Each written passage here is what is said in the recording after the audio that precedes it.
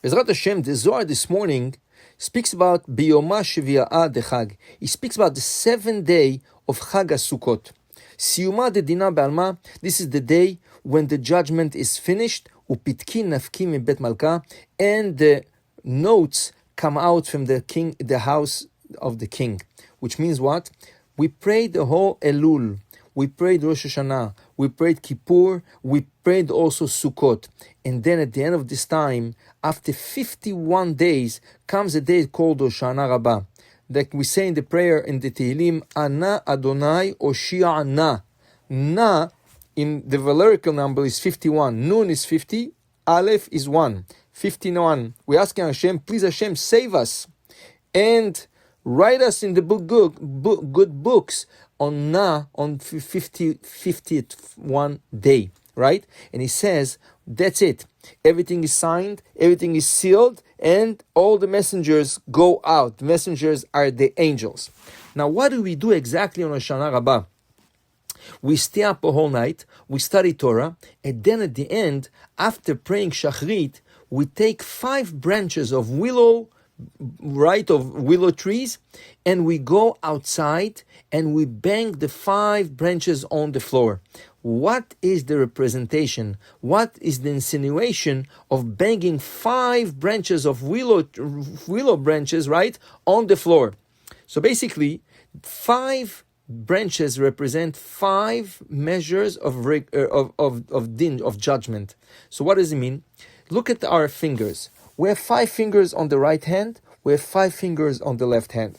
The 5 fingers on the right hand represent chesed, which is abundance, which is goodness. The 5 fingers on the left hand represent judgment.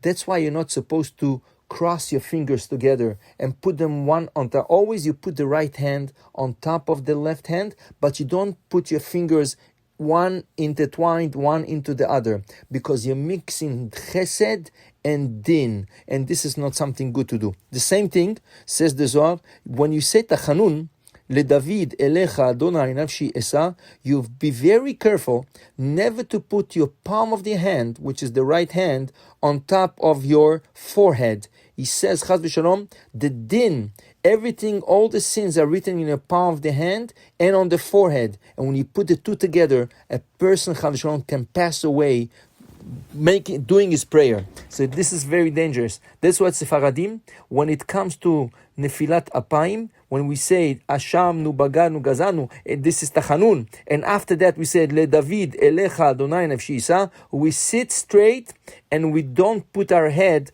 over our hand like the Ashkenazim do. Why? Because we follow the Zohar, and the Zohar says when you say the Tachanunim and you say the Nifilat Apayim, you have to have a lot of kavanah. And if you don't have a lot of kavanah, it's not so good. And especially, we have to watch out not to put our palm of our hand next to our forehead. Not only by Nifilat Apayim, the whole time. You never put your palm of your hand on your forehead.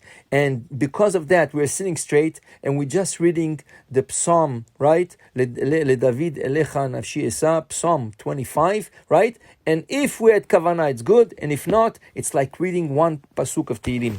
Now, the 5 fingers, the reason we have 5 fingers, why don't we have 6, right? Why don't we have 4, right? So, because the 5 fingers represent 5 letters of the alphabet. Which are the 5 letters? It's called Mantzapach. Mem, Nun, Tzadik, Pei, and Chaf. And why Mantzapach? Mantzapach are the only 5 alphabetical letters that have also final letters. You have Mem and Mem Sofit. Nun Sofit. Tzadik Sofit. Pei and Pei Sofit. Chaf and Chaf Sofit. Why those have all final letters and there's no Aleph and Aleph Sofit or Gimel and Gimel Sofit? Because those 5 letters represent Chesed, right?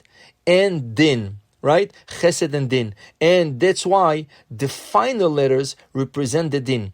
The final letters represent our 5 fingers in the left hand, and the initial letters, Mantzapach, represent our 5 fingers in the right hand, right? And the end of the prayers of 51 days of Rosh Hashanah, Kippur, Sukkot, we go outside, we take 5 branches of willow tree and we bang them against the floor, on the floor. Why? We are trying to sweeten the din, the judgment, right? By hitting hard the 5 willow branches on the floor, and that's what we want to start, because from there on, the 52nd day is beginning of the next year. We're trying to sweeten the year to come. So to tell you, in our body, there's always the right side and the left side. And always whatever you can do with the right side is much better. That's why lefties, when it comes to mitzvot, they should try to do the mitzvah with their right hand. For example, Kiddush. A lefty should do Kiddush with his right hand, right? Lulav, the Shulchan Aruch writes clearly, he should do it with his right hand, right? The only thing is tefillin.